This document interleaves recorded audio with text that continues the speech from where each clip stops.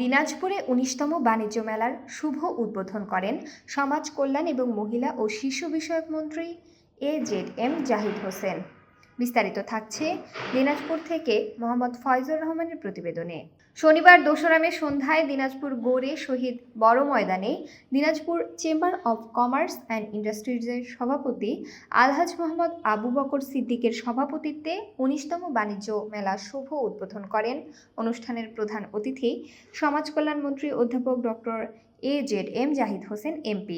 অনুষ্ঠানের বিশেষ অতিথি হিসেবে উপস্থিত ছিলেন জাতীয় সংসদের হুইপ আখতারুজ্জামান মিয়া, দিনাজপুর সদর আসনের সংসদ সদস্য সৈয়দ জাহাঙ্গীর আলম, দিনাজপুর 1 আসনের সংসদ সদস্য মঞ্জুরুল ইসলাম মঞ্জু, দিনাজপুর 2 আসনের সংসদ সদস্য আলহাজ সাদিক রিয়াদ চৌধুরী পিনাক।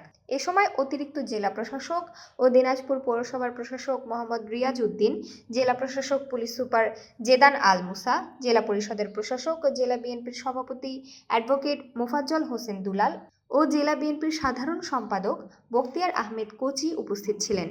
অনুষ্ঠানের আগে ফেস্টুন সহ বেলুন ও পায়রা উড়িয়ে দিনাজপুর 19তম বাণিজ্য মেলা 2025-26-এর শুভ উদ্বোধন করেন প্রধান অতিথি সহ অন্যান্য অতিথিবৃন্দ। শেষে প্রতিবারের মতো জমকালো আতশবাজি প্রদর্শন উপস্থিত দর্শনার্থীদের আকৃষ্ট করে। জেলা বিএনপির সকল প্রশাসক সাধারণ জনাব রিয়াজ উদ্দিন আমরা বক্তব্য শেষ করছি। আল্লাহ হাফেজ। আসসালামু আলাইকুম ওয়া রাহমাতুল্লাহ।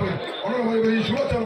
অর্থের বিনিময়ে টিকিট করে মেলার মধ্যে ঢুকেছেন তাদেরকে আমি অভিনন্দন জানাই, কৃতজ্ঞতা জানাই যে আপনারা